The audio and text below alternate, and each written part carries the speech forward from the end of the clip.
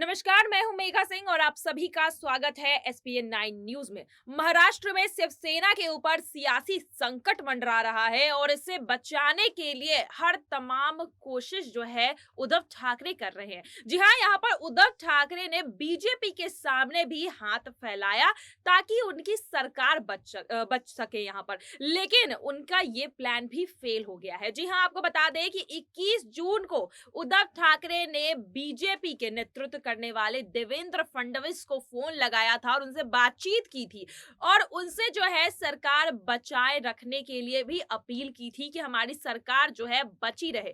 लेकिन यहाँ पर देवेंद्र फडणवीस ने उनकी एक ना सुनी। जी हाँ, यहाँ पर देवेंद्र फडणवीस ने कहा कि हमारे हाथ में कुछ नहीं है, अब जो करेंगे वो आला नेता जो सेंट्रल में बैठे हुए हैं बीजेपी के नेता वही कर सकते हैं, आप उनसे बातचीत कीजिए।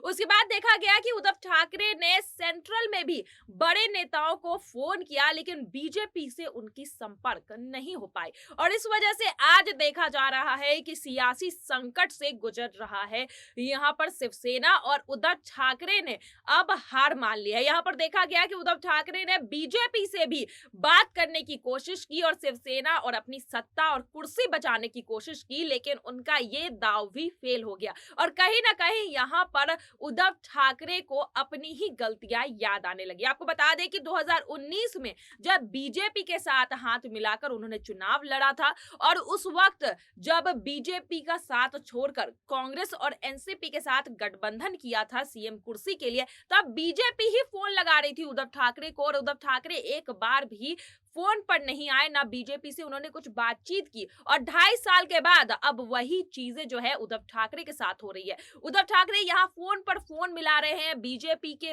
तमाम बड़े नेता को, लेकिन अब उनकी एक न सुनी जा रही है और इस वजह से देखा जा रहा है कि जल्द ही महाराष्ट्र में तख्ता पलट हो सकता है और बीजेपी अब महाराष्ट्र की सियासत में वापसी कर सकती है। फिलहाल अब देखने को ये लग रहा है कि यहाँ पर उद्धव ठाकरे ने बीजेपी के सामने अपने घुटने टेक दिए हैं और अब उन्होंने मान लिया है कि अब सरकार जो है उनके हाथ से निकल चुकी है। लेकिन देखना यह है कि किस दिन अब महाराष्ट्र में बीजेपी की एंट्री होने वाली है। आज के लिए बस इतना ही। आगे की खबरों के लिए देखते रहिए एसपीएन 9 न्यूज। धन्यवाद।